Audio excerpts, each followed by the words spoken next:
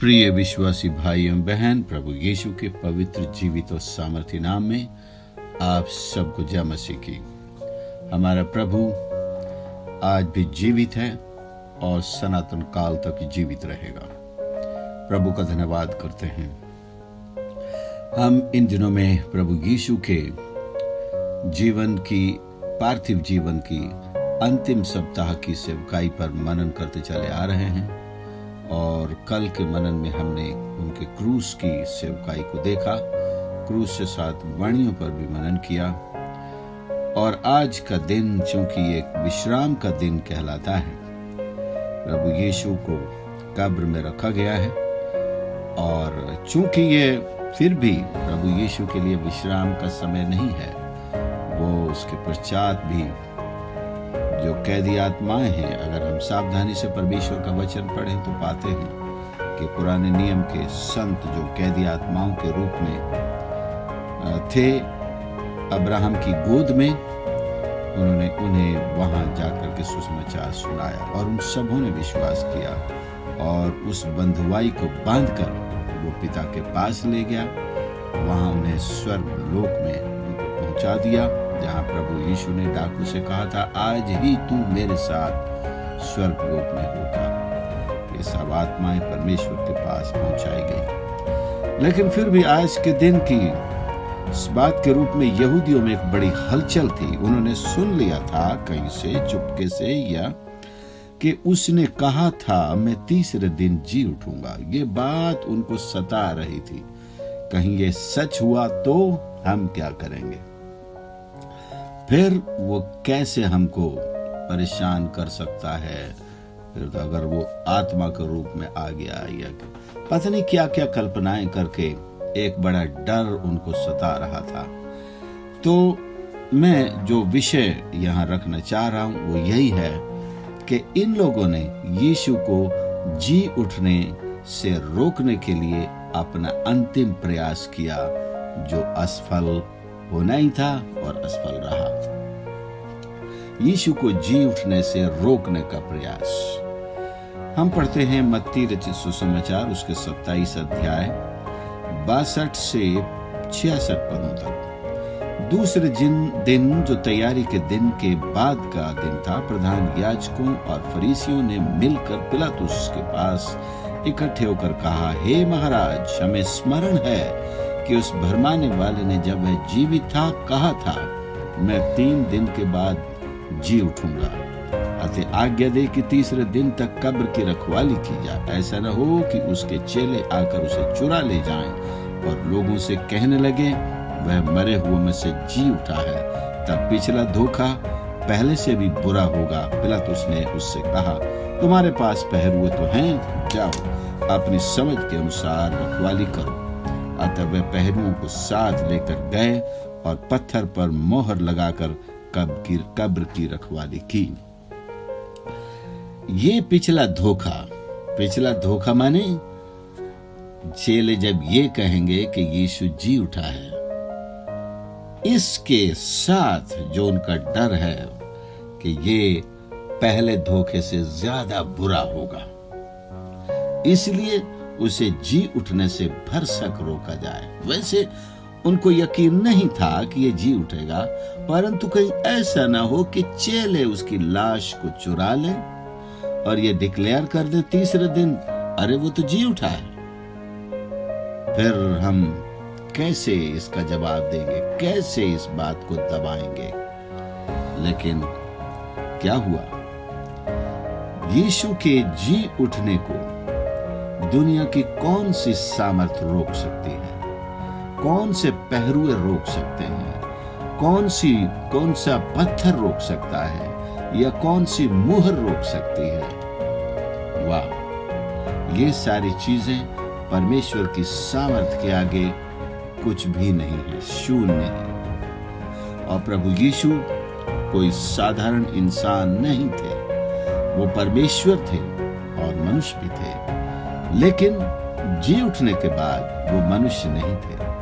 ये बात हम याद रखें। उनका मनुष्यत्व क्रूस पर जब उन्होंने आखिरी सांस ली और कहा, हे पिता, मैं अपनी आत्मा तेरे हाथ में सौंपता हूं, उनको मनुष्यत्व से वहां पर पूरी तरह से छुटकारा मिल गया, क्योंकि जिस काम को करने के लिए उन्होंने देह धारण की थी वो काम उन्होंने पूरा कर दिया, और अपनी अंतिम सांस पिता को सौंपने के बाद, अपनी आत्मा पिता को सौंपने के बाद उनके देहधारी होने का वो कार्य पूरा हो गया। अब यीशु जब जी उठेंगे तो वो उसी तरह उस शरीर में नहीं होंगे, सीमित नहीं होंगे।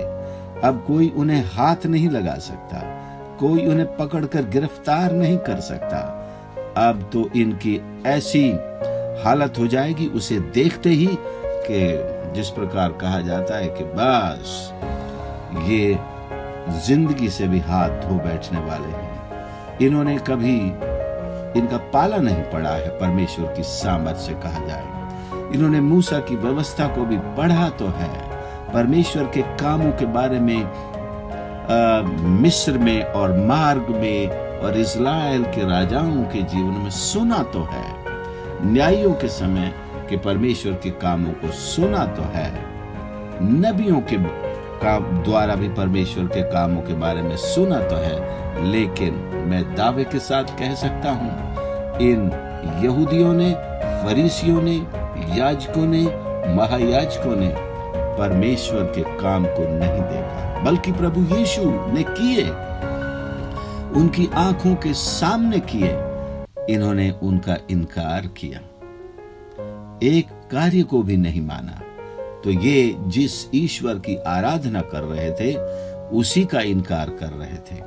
ये जिस परमेश्वर का इंतजार कर रहे थे उसके आने पर उसी को ठुकरा दिया। ये जिस परमेश्वर से सामर्थ मांग रहे थे उसी को इन्होंने इनकार कर दिया। सुप्रियो, ये इनके पाप छोटे नहीं थे, ये इनका गुनाह छोटा नहीं था। आपको कोई बुलाए और जब आप आए और आपका इनकार कर दिया जाए, आपका प्रवेश रोक दिया जाए, आपको वापस भगा दिया जाए और ये कहकर के आप वो व्यक्ति नहीं हैं जिनको हमने बुलाया था, तो ये कैसा होगा? फिर आप क्या क्रोध ऐसे लोगों के ऊपर कैसा भड़केगा? सो प्रियो, यहां पर नाम लिखे हुए हैं प्रधान याजकों और फरीसियों ने पिलातुस के पास इकट्ठे होकर। पिलातुस भी झुंझला उठा होगा बार बार इनकी बातें सुनकर। वो इसलिए कि उसको अपनी गद्दी का खतरा है। ये लोग कहीं कैसर की दुहाई अगर दे दे तो मेरा यहां से या तो ट्रांसफर हो जाएगा या मेरा गवर्नर बने रहना मुश्किल हो जाएगा। तो 3 दिन तक पहरा देने के लिए उन्होंने उससे निवेदन किया, तुम्हारे पास तो पहरुए हैं, जाओ पहरा दो। उन्होंने अपने ही पहरुए लगा दिए और रोमी सरकार की सील उस पत्थर के ऊपर लगा दी जो कब्र के मुंह पर, या मेरी भाषा में कहूंगा कब्र के सीने पर रख दिया। लेकिन उसी सीने पर पैर रखकर चलता हुआ परमेश्वर का पुत्र निकल गया। उसको कब्र से उस पत्थर को हटाने की जरूरत ही नहीं थी। पत्थर तो उन मासूम बहनों के लिए हटाया गया था जो नीचे उतरकर उसकी लाश को कुछ मसाले लगाना चाहती थी। पत्थर यीशु के जी उठने के लिए नहीं हटाया गया था। यीशु तो बिना पत्थर हटाए बंद दरवाजे से भी, 4 दीवारी बंद होने पर भी वो ऐसे घर से या ऐसे एनक्लोजर से बाहर निकल सकता है। तुम लाखों बड़े बड़े ताले लगा लो, पहरुए लगा लो, कोई परमेश्वर के पुत्र को रोक नहीं सकता। आज वही, उसके आगे ना तो कोई रुकावट है, ना कोई दूरी की सीमा है, ना कोई समय की पाबंदी है। परमेश्वर इसलिए तो सर्वशक्तिमान कहते हैं, इसलिए तो सर्वव्यापी कहते हैं, इसलिए तो सर्वज्ञानी कहते हैं, इसलिए तो सर्वशक्तिमान कहते हैं कि उसके आगे कोई भी दीवार उसको आर पार जाने से रोक नहीं सकती है। उसको दीवार तोड़ने की आवश्यकता नहीं है, दीवार फांदने की भी आवश्यकता नहीं है। वो दीवार के आर पार निकल जाता है, जबकि हवा भी दीवार के पार नहीं निकल सकती, लेकिन यीशु निकल जाता है। हाँ, हम कह सकते हैं हमारे मोबाइल जो ये टावर से पकड़ रहा है, ये तो बंद कमरे में आ रही हैं। तो कुछ इसी तरह मुझे समझ में आ सकता है कि प्रभु यीशु का शरीर ऐसी किरणों के समान बन गया, ऐसी एक सामर्थ बन गया जिसे दुनिया की कोई भी दीवार, कोई भी बंद चीज रोक नहीं सकती है। वो जी उठा और तीसरे ही दिन जी उठा जैसा उसने कहा था। फिर क्या हुआ? इनके मुंह काले हो गए। अगले अध्याय के 11 पद से आप पढ़ें। जब वे जा रही थी, ये औरतें कब्र पर जा रही हैं, कुछ औरतें हैं जिन्होंने शुक्रवार के दिन तो तैयारी कर ली थी, लेकिन बड़े जल्दी ही वो विश्राम का वार का दिन लग गया था। शाम सूर्यास्त होते ही नया दिन शुरू हो जाता है। जैसे सूर्य अस्त होता है, यहूदियों का नया दिन शाम को शुरू हो जाता है। तो विश्राम वार शाम को शुरू हो गया। ये रात में भी कुछ नहीं कर सकते और अगला पूरा दिन भी सूर्य अस्त तक कुछ नहीं कर सकते। और दूसरे दिन इन्होंने सूर्य अस्त होने तक इंतजार किया, परंतु कब्र पर ये रात में फिर भी नहीं गई। कब्र पर ये तीसरे दिन बड़े सवेरे गई। ये तीसरा दिन था। विश्राम का दिन तो पिछले शाम सूर्यास्त के साथ खत्म हो चुका था, क्योंकि रात हो चुकी थी। रात को ये स्त्रियां नहीं गई कब्र पर, इसलिए अगले दिन तीसरे दिन बड़े सवेरे ही ये कब्र पर आ पहुंची।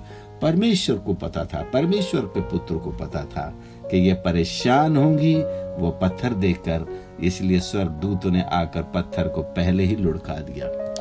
यीशु तो उठ करके चले जा चुके थे, पत्थर को स्वर्गदूतों ने हटा दिया, लुढ़का दिया। उनके ईमान को मजबूत करने के लिए कि देखो यीशु जो यहाँ पड़ा था यहाँ नहीं है, वो जी उठा है और वो तुमसे आगे गलील को जाता है, जाओ भाइयों से कह दो। और वो स्त्रियां बड़े खुशी से भी और उनके मिक्स्ड इमोशन हो गए थे, दौड़ करके आकर चेलों से कहती हैं। लेकिन हम यहाँ आज मनन कर रहे हैं इन लोगों के मक्कारी के ऊपर, जिन्होंने यीशु को जी उठने से रोकने की पूरी कोशिश की। इन पहरुओं ने क्या गवाही दी? वे जा ही रही थी कि पहरुओं में से कुछ ने नगर में आकर पूरा हाल प्रधान याजकों से कह सुनाया। क्या हाल था? हाल क्या था कि भाई यीशु जी उठा है और हमने देखा कि वो सीन अपने आप टूट गई है, पत्थर लुढ़क गया है और हमने झांक कर देखा तो कब्र खाली थी। कोई रात में आया नहीं, हम बिल्कुल पहरे पर थे, कोई भी नहीं आया। इस तरह से कहना कि सिपाहियों को बहुत चांदी देकर उनसे कहा, कहना कि रात को जब हम सो रहे थे उसके चेले आकर उसे चुरा ले गए। ये उन्हें आत्महत्या करने का एक सुझाव दे रहे हैं, क्योंकि अपनी ड्यूटी पर लापरवाही के इल्जाम में उनको मौत की सजा हो सकती है। ये चांदी के टुकड़े क्या उन्हें मौत की सजा से बचा सकते हैं? कितनी बड़ी गलती कर गए ये, ऐसा कहकर कि बात अगर हाकिम तक जाएगी तो हम संभाल लेंगे। 14 पद, यदि ये बात हाकिम के कान तक पहुंचेगी तो हम उसे समझा लेंगे, तुम्हें जोखिम से बचा लेंगे। क्या इनका मतलब ये है कि ये पिलातुस को प्रभावित कर सकते हैं?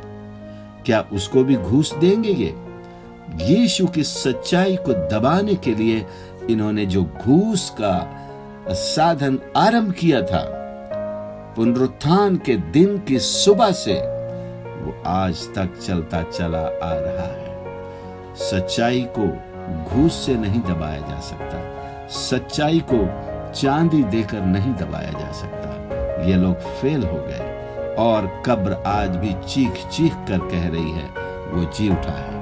उसे चुराया नहीं गया और उसको कोई लेकर नहीं गया, वो गायब नहीं हुआ, वो जी उठा है और उसने जी उठ करके लोगों को दर्शन दिए। 15 पद कहता, अतः उन्होंने रुपये लेकर जैसा सिखाए गए थे वैसा ही किया, और इस बात को आपको हंसी आएगी पढ़ते हुए, ये बात आज तक यहूदियों में प्रचलित है। मतलब इस सच्चाई को सारे यहूदी जानते हैं कि यीशु सचमुच में जी उठा है, और पहरा देने वालों ने सच्चाई को दबाने के लिए घूस ली थी। रोक सको तो रोक लो। तुम में हिम्मत नहीं है सच्चाई को रोकने की। परमेश्वर के पुत्र को न तो पैदा होने से रोक सकोगे। पिलातुस ने नहीं, हेरोदेस ने कोशिश किया, चलो जन्म तो ले लिया, मुझे पता नहीं चला, लेकिन अब मैं उसे बड़ा होने से रोक कर दिखाऊंगा। उसने 2 साल उसके नीचे के सारे बच्चों का कत्ल किया। उसने रोकने की कोशिश की कि मसीहा इज़राइल के अंदर कदम ना रख सके, वो पैदा ही ना हो। पैदा होने के बाद उसने छोटे बच्चों को मरवा कर बड़े इत्मीनान से अपना चोगा पहनकर सिंहासन पर बैठ गया। आई एम द किंग, दूसरा राजा पैदा ही नहीं हो सकता।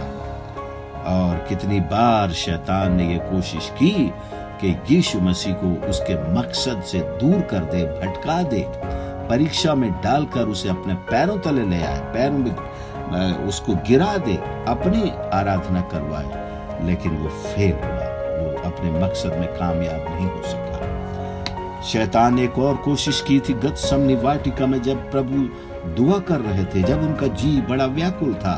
शैतान वहीं उनके प्राण लेना चाहता था और उनके लहू को पूरा, उनके पानी को खत्म कर दिया। लहू भी की बूंदें उसके शरीर से निकल रही थी। हम कल्पना कर सकते हैं ये तब होता है जब किसी व्यक्ति को बहुत बड़ा हाई ब्लड प्रेशर हो जाता है, जब कोई बहुत बड़ी व्याकुलता में होता है, हाई एंजाइटी के अंदर टेंशन में आ जाता है। प्रभु यीशु ने उन सारी मानसिक अवस्था पर नियंत्रण पाया, उसको जीता। और वो एक संघर्ष था, एक मलयुद्ध था गतसमनी वाटिका में, जो प्रार्थना में ठीक उसी तरह जैसे याकूब ने एक फरिश्ते के साथ किया था याबोक नदी के किनारे, उसी तरह प्रभु यीशु ने भी एक मलयुद्ध किया। ये सीधा शैतान के साथ था, जो उनको अगले दिन कलवरी के क्रूस पर चढ़ने से इसलिए रोक रहा था, कहीं इसका लहू वहां बहाया गया तो ये जैसा कहा है, इसने प्रचार किया है, ये बहुतों को पापों की क्षमा प्रदान करेगा, लोगों को अनंत जीवन देगा। इस पर विश्वास करने वाले अनंत जीवन पाएंगे, उद्धार पाएंगे, छुटकारा पाएंगे। मुझे हर हाल में इसे रोकना है। सो मेरे प्रियो, प्रभु यीशु को ना तो कोई जन्म लेने से रोक सकता है, ना कोई प्रचार करने से रोक सकता है। हेरोदेस ने भी कोशिश की थी उसे प्रचार करने से रोकने की। यीशु ने कहा, जाओ उस लोमड़ी से कह दो, मैं आज भी और कल भी प्रचार करता हूँ, पिता परमेश्वर के काम करता हूँ। लेकिन हेरोदेस में उसे रोकने का दम नहीं था। उसने यूहन्ना बपतिस्मा देने वाले का सर तो कटवा दिया था, लेकिन यीशु के लिए वो डर गया था। हेरोदेस डर गया था। क्या पिलातुस नहीं डरा था? पिलातुस भी डर गया था। बाइबल में तो कहीं नहीं लिखा है, लेकिन कुछ लोग इतिहास और बाकी अतिरिक्त किताबें पढ़ने वाले कहते हैं कि पिलातुस अपने अंत के दिनों में पागल हो गया और उसे अपने हाथों पर यीशु का खून ही खून दिखाई देता था, और वो मिट्टी से, ज्यादातर पानी से अपने हाथ धोता रहता था। जैसे उसने यीशु को किस समय हाथ धोए, कहा मैं इसके खून से बरी हूं। वो पागलपन में अपने हाथ धोता रहता था। उसके बाद भी उसे अपने हाथों पर खून दिखाई देता था, तो पागल हो गया था। मैकबेथ में पढ़ेंगे तो आपको एक तस्वीर वहां भी मिलती है, किस प्रकार से वो अपने हाथों पर खून देखता है। सुप्रियो, क्या कोई यीशु को, एक गाना भी हम गाते हैं, क्या कोई रोक सकेगा यीशु को आने से मेरे करीब? क्या कोई रोक सकेगा तुझको आने से, मुझको आने से तेरे करीब? मुझे बोल ठीक से पढ़ने पड़ेंगे, वेल आप जानते होंगे, माफ करेंगे। मुझे भी कोई यीशु के पास आने से रोकने वाली हस्ती नहीं। दुनिया तो आपको रोकेगी, लोग तो आपको रोकेंगे, परिस्थितियां आपको रोकेंगी। यही सारी चीजें यीशु को भी रोक रही थी आपके और मेरे पास आने के लिए, लेकिन यीशु ने हर रुकावट पर जय पाई है। आपको भी उसी जय की आशीष मीरास में मिली हुई है। आपको भी कोई रुकावट यीशु के पास आने से नहीं रोक सकती। यीशु के पास आकर अपने पापों की क्षमा मांगने से कोई नहीं रोक सकता। कई बार कुछ हमें दोष होता है, गिल्टी हो जाते हैं, गलती होती है, तो अपने भाई बहनों या माता पिता के पास उस चीज को आकर के कन्फेस करने की हिम्मत नहीं होती है। पता नहीं क्या सोचेंगे, पता नहीं क्या करेंगे, पता नहीं क्या होगा। लेकिन मैं कहना चाहता हूं, यीशु हमारा दोस्त प्यारा है। हम उसके सामने आकर अपने जीवन की हर भावना को कन्फेस करते हैं। वो हम पर दोष नहीं लगाता, बल्कि वो एक ऐसा सहायक है जो हमारी सहायता करता है। क्योंकि ये एक निर्बल अवस्था होती है जब हम अपने गुनाहों से दबकर, अपने अपराधों से दबकर, अपने गिल्ट से दबकर के किसी के पास आते हैं, हम निर्बल होते हैं। तो यीशु किसी भी निर्बल को नहीं तोड़ता है। लिखा है वो धुआं देती हुई बत्ती को भी नहीं बुझाता है।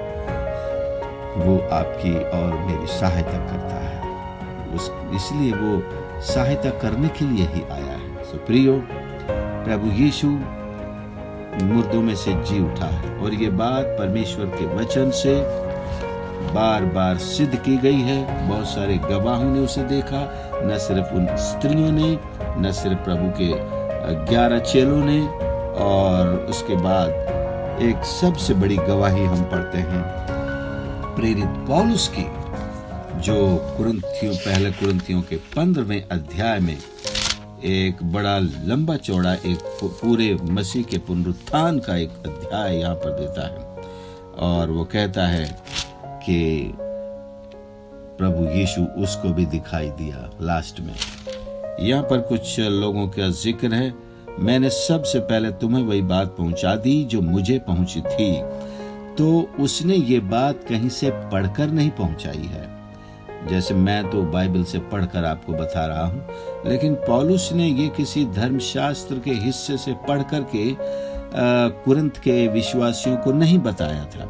उसने सीधे प्रभु यीशु से ये प्रकाशन पाया था। ये बात मुझे पहुंची और मैंने तुझे पहुंचा दी कि पवित्र शास्त्र के वचन के अनुसार, क्योंकि ये बात लिखी वचन में थी, यीशु मसीह हमारे पापों के लिए मर गया, गाड़ा गया और पवित्र शास्त्र के अनुसार तीसरे दिन जी भी उठा। और कैफा को तब 12 को दिखाई दिया, फिर तब 500 से अधिक भाइयों को एक साथ दिखाई दिया, जिनमें से बहुत से अब तक जीवित हैं पर कुछ सो गए हैं। फिर वे याकूब को दिखाई दिया, तब सब प्रेरितों को दिखाई दिया, सबके बाद मुझको दिखाई दिया, जो मानो अधूरे दिनों का जन्मा हूँ, क्योंकि मैं प्रेरितों में सबसे छोटा हूँ, वरन प्रेरित कहलाने के योग्य भी नहीं, क्योंकि मैंने परमेश्वर की कलीसिया को सताया था। परंतु मैं जो कुछ भी हूँ परमेश्वर के अनुग्रह से हूँ। उसका अनुग्रह जो मुझ पर हुआ वह व्यर्थ नहीं हुआ, परंतु मैंने उस सब से बढ़कर परिश्रम भी किया, तो भी ये मेरी ओर से नहीं हुआ, परंतु परमेश्वर के अनुग्रह से जो मुझ पर है। इसलिए चाहे मैं हूँ चाहे वे हूँ, हम यही प्रचार करते हैं और इसी पर तुमने विश्वास भी किया है। फिर आगे भी ये पूरा पुनरुत्थान के विषय में है कि वह मरे हुओं में से जी उठा।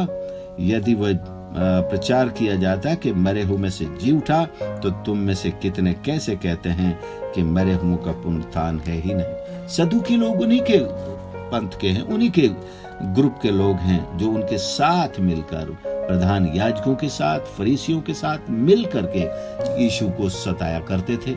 ये लोग पुनरुत्थान नहीं मानते थे। आपको याद है, ये वही लोग हैं जो एक कहानी लेकर के आए थे। हमारे यहाँ 7 भाई थे और पहले ने शादी की, बिना संतान पैदा किए मर गया। इसी तरह 7 ने अपनी उसी स्त्री से शादी किया। पुनरुत्थान में वो किसकी पत्नी होगी? यीशु ने कहा तुम भूल में पड़े हो। ये यीशु की परीक्षा इसलिए ले रहे थे कि ये पुनरुत्थान में विश्वास करते इसलिए नहीं, लेकिन ये पुनरुत्थान की शिक्षा का मजाक उड़ाने के लिए कह रहे थे, क्योंकि ये मानते नहीं। परंतु पौलुस इस बात को कहता है। पौलुस भी एक फरीसी था, लेकिन वो मानता है तो पुनरुत्थान है। यदि मरे हुओं का पुनरुत्थान है ही नहीं, तो मसीह भी नहीं जी उठा, और मसीह नहीं जी उठा तो हमारा प्रचार करना भी व्यर्थ है, तो तुम्हारा विश्वास भी व्यर्थ है और परमेश्वर के झूठे गवाह ठहरे, क्योंकि हमने परमेश्वर के विषय में गवाही दी कि उसने मसीह को जिला दिया है।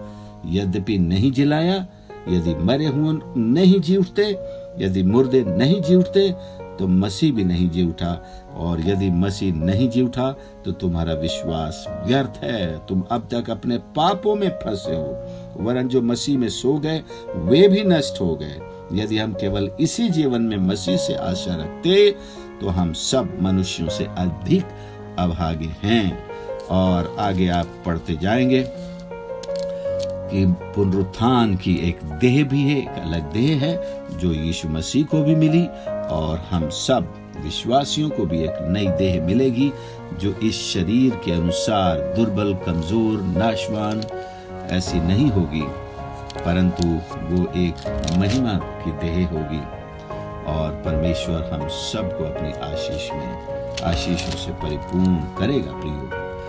और 15:54 में लिखा है, जब यह नाशवान अविनाश को पहन लेगा और यह मरणहार अमरता को पहन लेगा, तब वह वचन जो लिखा है पूरा हो जाएगा, जय ने मृत्यु को निगल लिया। हे मृत्यु तेरी जय कहाँ रही? हे मृत्यु तेरा डंक कहाँ रहा? मृत्यु का डंक पाप है और पाप का बल व्यवस्था है, परंतु परमेश्वर का धन्यवाद हो जो हमारे प्रभु यीशु मसीह के द्वारा हमें जयवंत करता है। इसलिए हे मेरे प्रिय भाइयों, दृढ़ और अटल रहो, प्रभु के काम में सर्वदा बढ़ते जाओ, क्योंकि ये जानते हो कि तुम्हारा परिश्रम प्रभु में व्यर्थ नहीं है। सो प्रियो, ये बात सत्य है। शैतान और अंधकार की सारी शक्तियां प्रभु यीशु के जन्म के खिलाफ थी, उसकी सेवकाई के खिलाफ थी, तो उसके मृत्यु के भी खिलाफ थी और उसके जी उठने के भी खिलाफ थी। मृत्यु के खिलाफ इस तरह थी कि वो पापियों का प्रायश्चित न बन सके, कफारा न बन सके। ऐसे कोई बुरी मृत्यु से मार दे उसको कि यहां से कूद जा, यहां कंगूरे पर से कूद जा, ऐसी मृत्यु मर जा। सो मेरे प्रियो, या उस गतसमनी वाटिका में टेंशन से ही मर जा, क्रूस पर चढ़ने से पहले उसकी टेंशन से ही मर जा। ऐसे प्रभु इतना कमजोर नहीं है।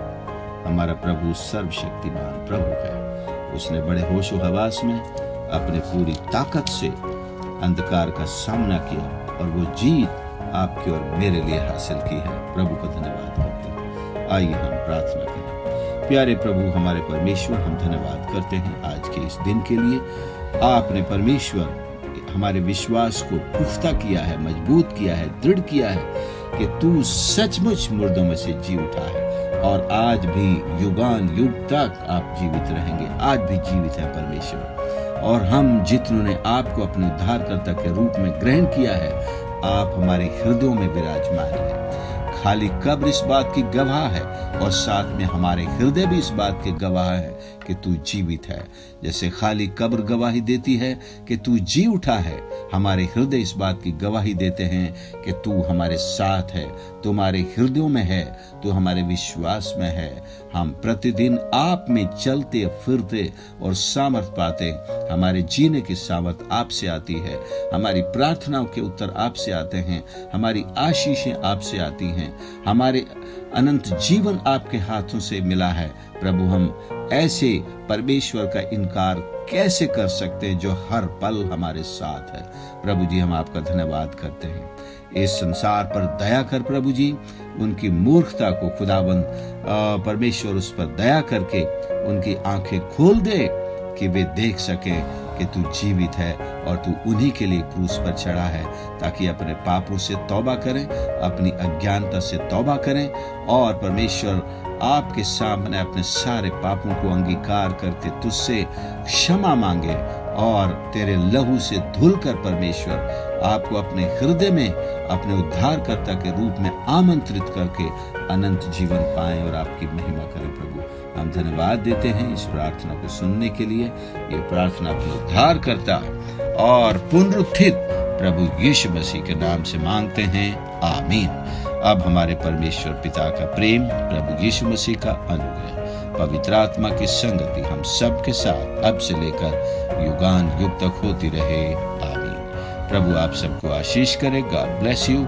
इस संदेश को आप भी सुने और दूसरों के साथ भी शेयर करें। प्रभु की महिमा हम सब के जीवन से होती रहे। आमीन।